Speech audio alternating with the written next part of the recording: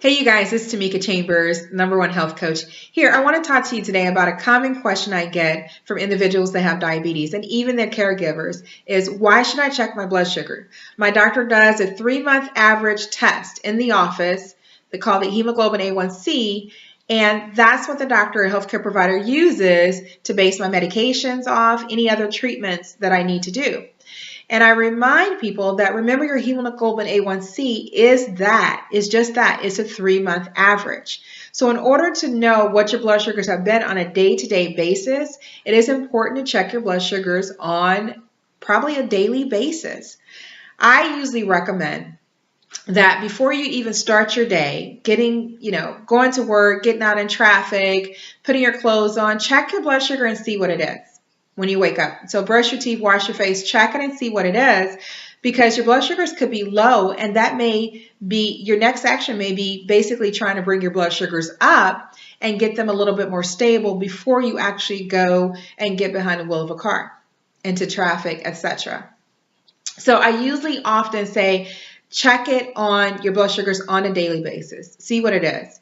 The other thing is that even if you have a normal hemoglobin A1C, that sometimes, remember that 3-month average, you could be having low blood sugars, medium, and high blood sugars.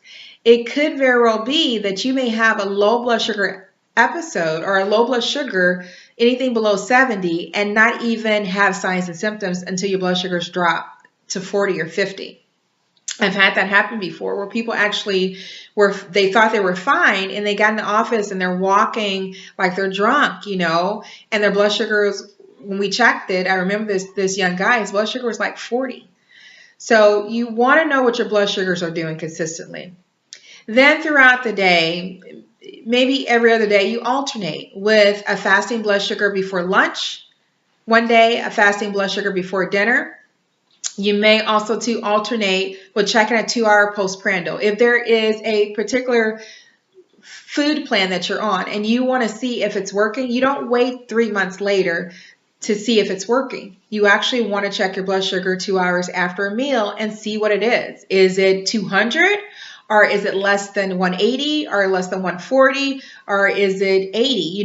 That can tell you, that information can tell you how that food and my body kind of react with one another, right? Was that enough of carbs or energy that my body needed in order to do the work, or does it need more? So knowing what your blood sugars are on a day-to-day basis, fasting blood sugar, alternating, is going to give you a better idea of how well you are managing your blood sugar. Because remember, it's not the doctor that manages your blood sugar or the healthcare provider. It is you on a day-to-day basis. It's not the healthcare provider that experiences the numbness and tingling that you have in your hands and your feet. It's not the doctor or healthcare provider that experiences the after effects of having an amputation or a heart attack. It is you. You're with yourself 24/7, and that's why it's so important to make sure you are taking the necessary measures to make sure that your health is doing what it needs to do and that you're in optimal health, as well as if you need further treatment or even consultations with a health coach, with a dietitian, with a certified diabetes educator, you can get the necessary treatment. So that's what I want to talk about today. And just if you have more information, or if there's some question that you have, please post it below this video. You can also email me at mailbox@tamikachambers.com, my website, tamikachambers.com. I am a health coach. I do offer one-on-one coaching sessions as well as group coaching. So feel free to reach out to me. As with any treatment that you're doing or any considerations, you always want to talk to your healthcare provider and make sure your healthcare provider is in the loop regarding your treatment. And when I say healthcare provider, I mean your primary one.